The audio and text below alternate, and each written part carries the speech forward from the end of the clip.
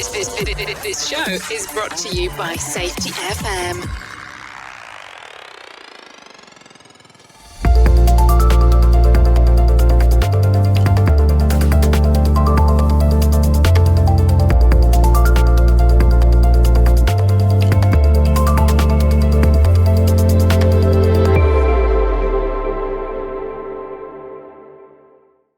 Hi listeners, this is Brent Sutton.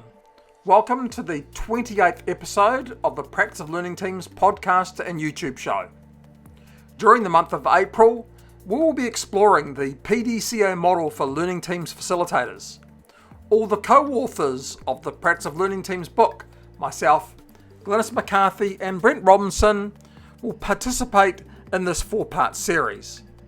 In episode 28, we'll explore our logic behind the framework and the planning part of the PDCA cycle of improvement. In episode 29, we will explore the doing part of the cycle. In episode 30, we'll then explore the check and act part of the framework. Concluding with episode 31, when we will reflect on the series and feedback from our listeners. The show notes will have a link for you to register and download a PDF version of the framework in UK and US formats. We are granting access to this document to the Learning Teams community under the Creative Commons copyright, which means that you are free to copy, communicate and adapt the work for non-commercial purposes, as long as you attribute the work to Learning Teams Inc. and abide by the copyright and intellectual property terms. We hope that you enjoy the series and we continue our journey of learning and improving with learning teams. We'd like to start off with session 1 today and talk a little bit about why the idea and how it will support facilitators. So the PDCA facilitation framework for learning teams has been developed to assist the facilitator gaining knowledge and experience in conducting learning teams by framing some of the key concepts and thinking to be applied. This framework is not a series of sequential steps to follow or to undertake a learning team. The role of the facilitator is to lead people through the learning team towards agreed upon objectives in a manner that encourages participation, ownership, and by reflection by all those involved. Your own reflection about using this framework and the learning gained from that reflection should be included as part of your own journey of learning and improving. So guys, why the idea? Look, I think PDCA is a model that we're quite familiar with. Many practitioners and many people that are interested in using learning teams will be familiar with the idea of PDCA. And I think what it does is it gives us some really nice incremental steps that we can use that will really inform good practice. It just gives you that really nice framework that you can start off with, that you can start with the planning, think about how you're going to go about it, what are you trying to get out of it, what's it going to look like, and then work yourself through that. It's like doing anything else, whether it's a lean program or a quality program or a safety program. It just gives you that simple 4-step process to start with and then reflect on how it went at the end of it. And it's interesting from my perspective, for a lot of people, one of the issues they have with learning teams is it's organic by its nature. And they've gone from having these constructs of following a process or a procedure to now basically going effectively what we might call free range. That makes sense. So when we thought about creating the PDSA model, it was really about trying to give them that framing so that they had some comfort because they knew what PDCA meant, but then we could give them that unique perspective about how PDCA was going to be applied within a learning team. I think that's a really good point, Brent. And what we're seeing out there is we've got some people out there that are promoting learning teams as this really structured program. Some might even call it's nearly weaponized. And I don't think you get the outcome you're looking for. This framework, this 4-part framework that we've developed, just lets you work within it. It's not constraining.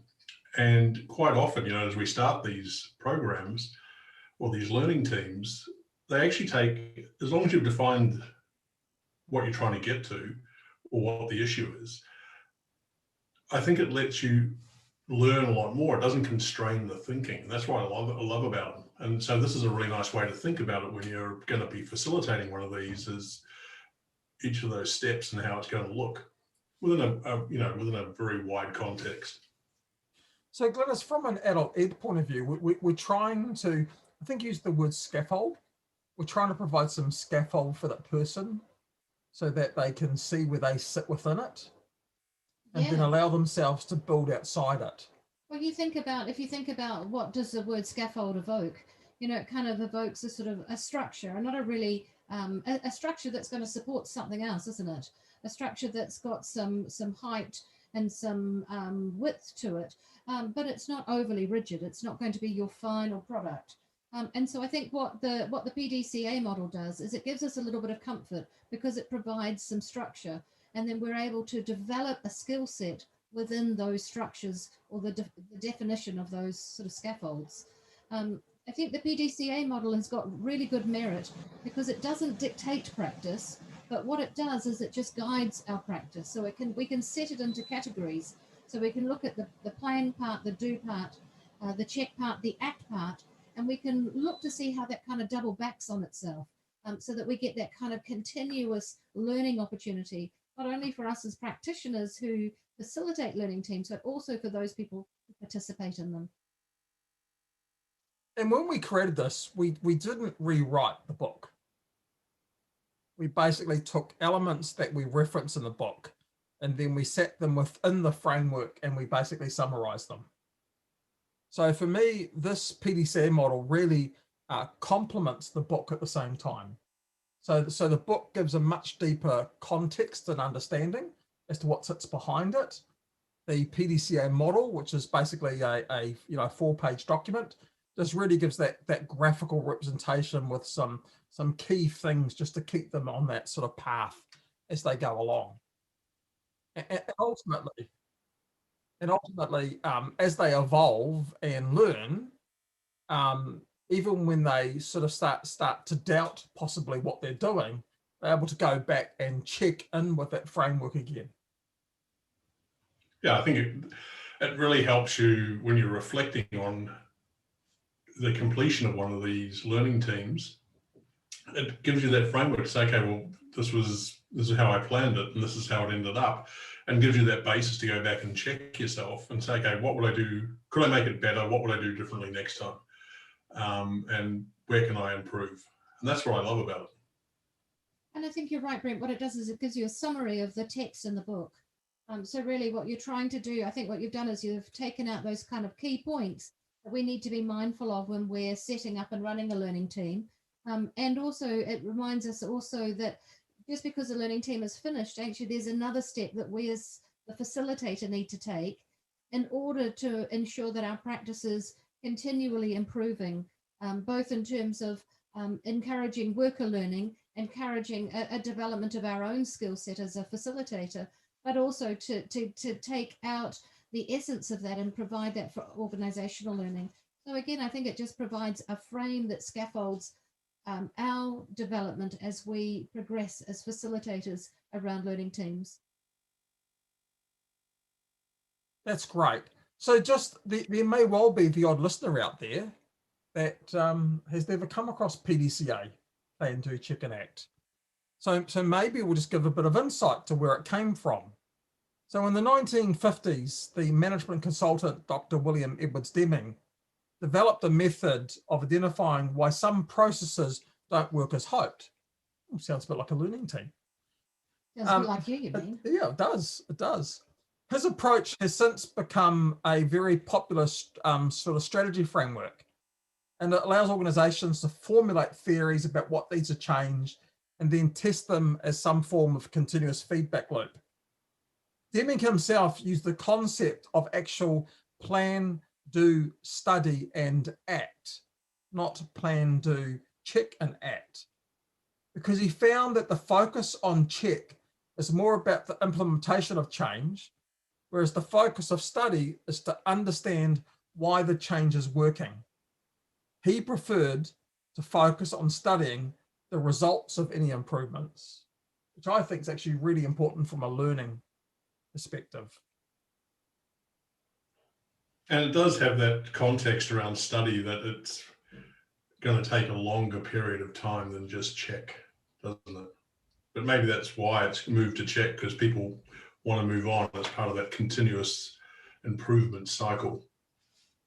And that's how we've got to it. But yeah, I like the way that, well, Deming's a bit of a hero of mine, actually. I really like what he has to say. And, you know, some of the stuff we talk about now was created in the 50s and 60s.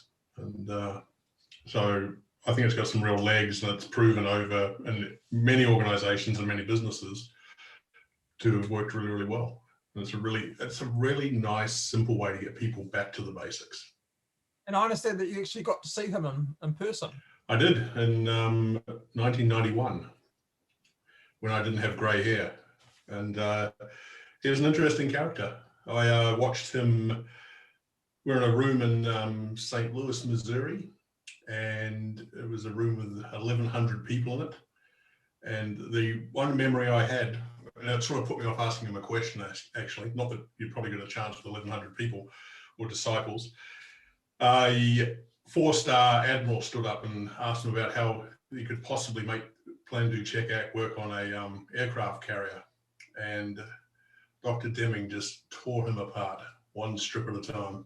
So I think the rest of us in that room just, you know, there's a powerful guy, and it was, you know, and he didn't do it maliciously. He just said, you know, he just walked him through it. And it all came back to Plan, Do, Check, Act, and that the system, or the brittleness of the system, is where you need to concentrate and not on the people. Stop measuring the people. That's right. Focus on the system, focus on the organization. I read recently some of the commentary from Deming about Heinrich and the accident triangle. Yeah, and once again, he basically saying, you know, just keep focusing on the system, not the people. And most of it's system failure, not people failure. And we're talking, this was in like the 50s. He was a statistician, wasn't he? So he was way ahead of his time. Certainly was. So when we think about Plan, Do, Check, and Act, and when we talk about check, we'll be thinking about the study component of it, of the PDCA model. If we think about that in regards to a learning team around planning, we've basically identified two key components. One is around the purpose of the learning team, and the second part is around preparing for the learning team. And once again, I think these are really vital, because if we don't set these up well to begin with, then we're not establishing that criteria for people moving forward. More often, we've been hearing from people about why learning teams taking so long. Yeah, which is interesting, isn't it? Because they shouldn't be. No, they shouldn't be. And that's because they're basically running one learning team into another learning team into another learning team. They're not seeing them as things that are quite discrete. So the first part of the purpose of a learning team is to actually ask yourself, what is the topic or the theme of the learning team? And it's really important to set the expectations for all the stakeholders. And if the scope is too wide, large, or vague, then you must consider running multiple learning teams or reduce the scope. Otherwise, you're going to fall into that trap. So it's about really establishing those key things up front. I think this, for me, whether it's safety or management of change or quality or lean or productivity improvement, this is where a lot of people lose their way. And you know, over the years I've been involved in business, people come up with this purpose or this problem identification statement, and it is way too wide. And what happens is it just gets out of control. And you're right, it has to be narrower, succinct, and if there are multiple issues coming out of it, breaking it down into the point that that you've got one succinct thing that you're going to go and work with the learning team and that facilitation process on one thing. Because otherwise, it'll just get out of control. And I've seen some lean events that have gone for days and days, and people, you know, you got walls full of sticky notes and butcher's paper, and it's so big that nobody can end up dealing with it. You got to break that down. So defining that purpose is very clear. Glynis, do you want to start the conversation around the preparing part for the plan for the learning team? Yeah, absolutely. Look, I think that there's a number of things that we have to do. We need to identify who are going to be the stakeholders that are going to be involved. We need to consider the role that leadership will play. Are they going to be the sponsors of that learning team? Are they going to be invited at the beginning? Are you wanting to include them throughout? Are you wanting to include them at the beginning and at the end? Are you wanting to bring them in and out through different phases of the learning team? I think all of that has to be determined at the beginning. We need to think about how we're going to create an environment so that the participants of the learning team are going to feel psychologically safe to contribute and to talk about their experiences, to share their thoughts and opinions, but also to critically reflect on what's being discussed. And how are we going to do that? What does that look like for the group that we're going to be working with? Are they very new to the learning team? Are they people that have had previous experience of learning teams? So we need to make sure that we set ground rules so people can be listened to, that they feel that they are being valued and respected for their contributions, that people can raise their issues and concerns, put forward their opinions without retribution, that we can acknowledge and encourage people. And at the same time, we can also challenge ideas, but we can challenge ideas in a way that is appropriate for the group and appropriate culturally as well. So just thinking about that, how important do you guys think it is for a leader to sponsor a learning team? I think it's really important that you get endorsement from leadership. I think it depends what the learning team is about.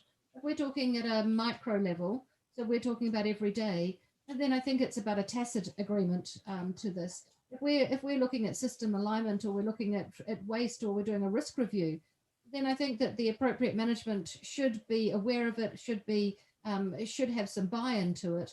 Again, if we're looking at events, I think, again, definitely, depending on the severity of the event, then we need to get a fair amount of management buy-in to this.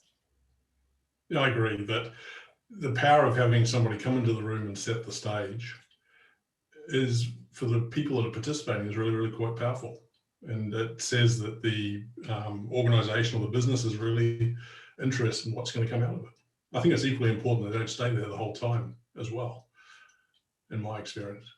So when we think about those leaders setting the stage, we basically need to provide them that frame of what that stage is going to look like. And certainly, certainly.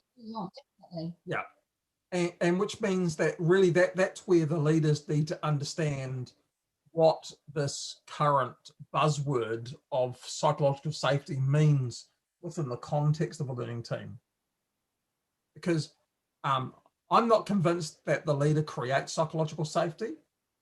I think psychological safety is formed by the people that are participating. But I sort of wonder that if it's a combination of the leader establishing that space for psychological safety to be formed or to be created, but then a lot of it's going to come back down to the facilitator. Yeah, I agree that the leader might think they're providing that psychological safety, and it's perception and reality. Their perception will be different to the people that are actually participating in the team, and their reality of how they feel about it, and that'll be based on experience of previous events, experience of the organization, and how they see people moving and reacting within the organization. I mean, the old days, it was we supplied the donuts. Yeah, look, I think in this case, it's about giving permission for this to take place. And in terms of that psychological safety, I think it's about the facilitator creating the environment and setting the ground rules. And then it's about the learning team contributors adhering to those ground rules. So if we think of a learning team in respect to, say, an event-based learning team or a management of change periodic learning team, when should the leader participate? What are your thoughts around that? I think in an event-based learning team, I'm not sure, if you're already using learning teams, which I imagine you are, because you wouldn't do an event-based learning team without using it for every day or for management of change. It's not necessarily, I think it's not necessarily, in my mind, important to have the leader come in at the start, right? Because you're going to go through a process, and it's going to be a really emotional process. I think if it's management of change, or it's about you're looking for improvement, then it's really important that they sponsoring it and supporting it. And so I see those two things as being quite different in my mind and in my experience. And then everyday learning teams, I think Glynis talked about it before, but you're doing it regularly in the short, snappy, fast, and you're getting hopefully some learning out of it. And I don't think you need them there either. You've already got that tacit approval from the organisation. I think at the end of an event-based learning team, then it's very important that the leaders are there, and it's how they react is even more important. I think Todd's talked about that numerous times, about how leaders react will have the biggest effect on the people there and in the organisation. And I think it's important because, Glynis, you were mentioning yesterday when we were running some training with a group about the difference between listening and judging. Yeah, most definitely. Yeah, particularly for leaders. So I think it's really important that we set this expectation for them, that when they're there as part of that process, they are there to listen. Most definitely. But I think that that's part of the scoping exercise, making sure that all the stakeholders are really clear about what role are they going to play in that learning team, and what is that learning team going to focus on. Again, what we're hearing back from practitioners is that sometimes learning teams run away from them. So they have people that go off on tangents, and it's really hard to pull them back in. Or the learning team just seems to kind of keep delving, and you can't get out of that problem identification side. Or alternatively, there's almost no problem identification. People jump straight into the problem solving. And I think I agree. That happens so often. Yeah, well, that really comes down to the skill of the facilitator. Yeah. If you don't have a really good skilled facilitator, actually, people with agendas, they start to come to the fore, and it can be more and more difficult to manage them. I think that people don't know what it is that they're being asked to do. I think that sometimes managers can overstep the mark and move outside of active listening into judgment, as Brent just alluded to. So I think that this is about scoping the learning team up front, making sure that stakeholders have a really good idea of what it is that they're being asked to contribute. And then the facilitator really being given the permission with that group of people to really lead that discussion.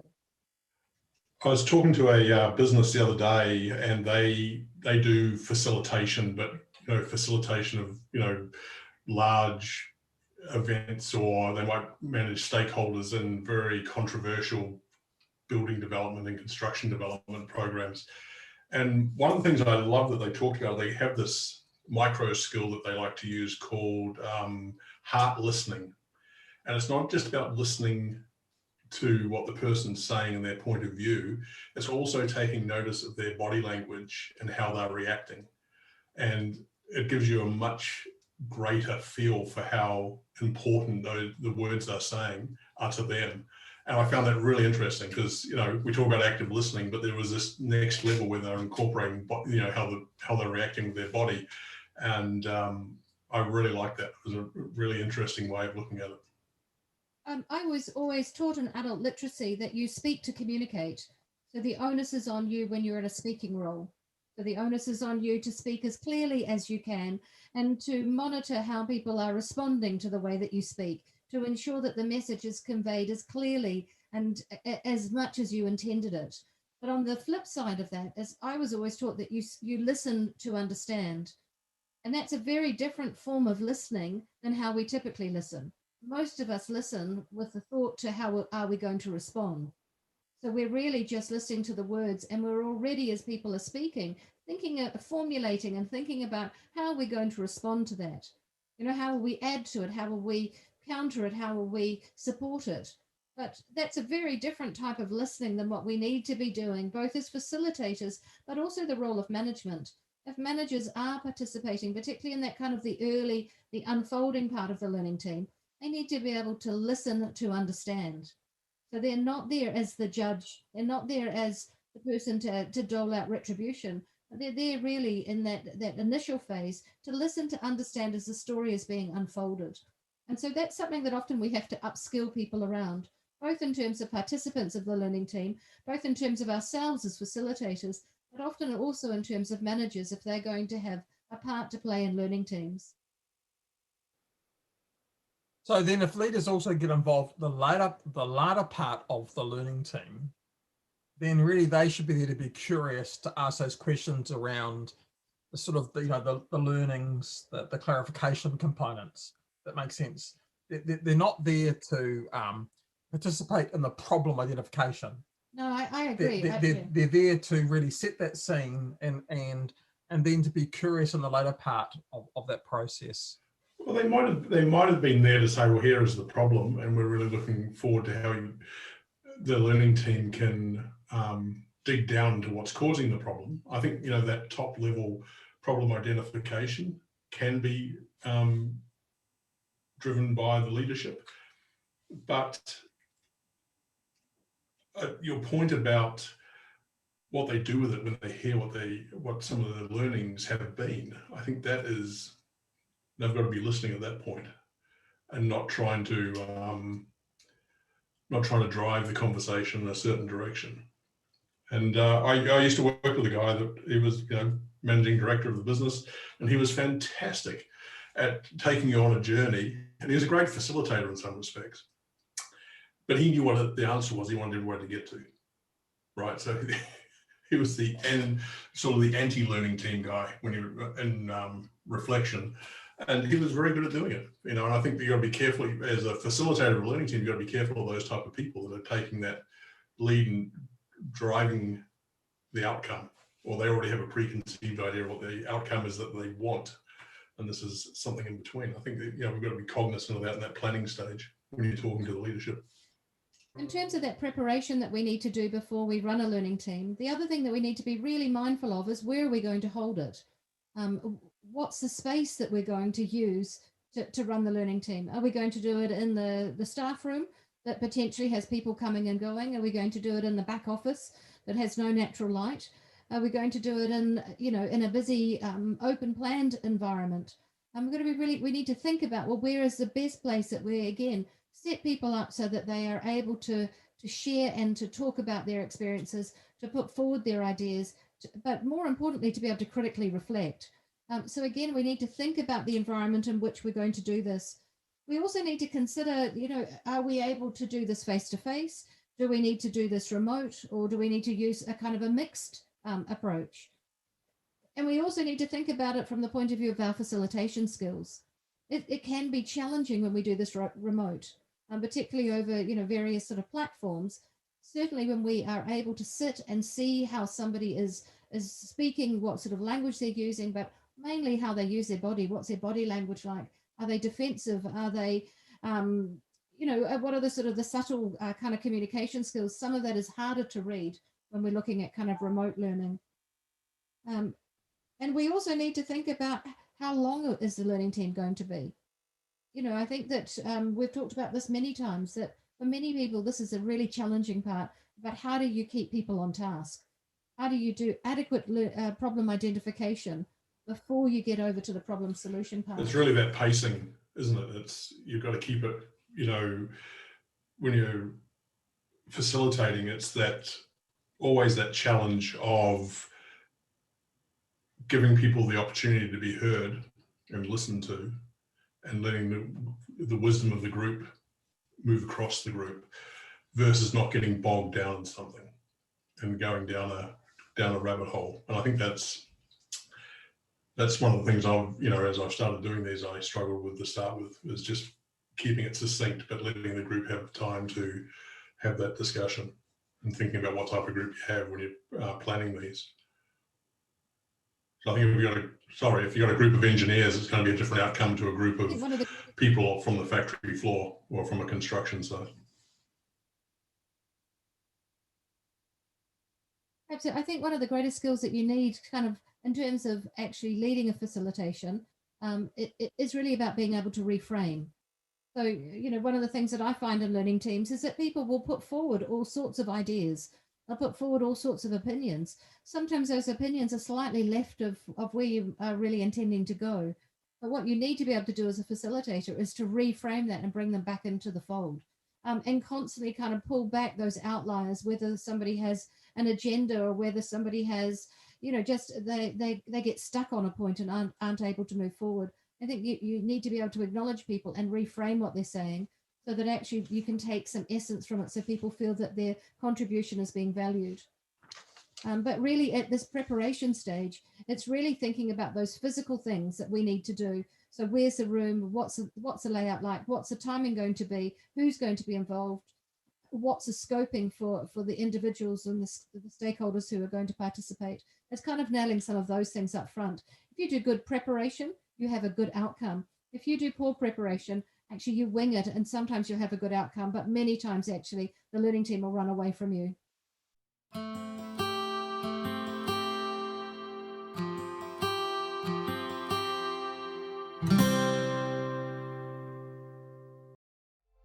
Thank you, listeners, for being part of this podcast. We'd love to hear your learnings from today or other topics you would like us to support you on. Go to www.podcastlearnings.com and be part of the community of practice of learning teams at www.learningteamscommunity.com. The views and opinions expressed on this podcast are those of the host and its guest and do not necessarily reflect the official policy or position of the company. Examples of analysis discussed within this podcast are only examples. They should not be utilized in the real world as the only solution available, as they are based only on very limited and dated open source information. Assumptions made within this analysis are not reflective of the position of the company. No part of this podcast may be reproduced, stored in a retrieval system, or transmitted in any form or by any means, mechanical, electronic, recording, or otherwise, without prior written permission of the creator of the podcast, Jay Allen.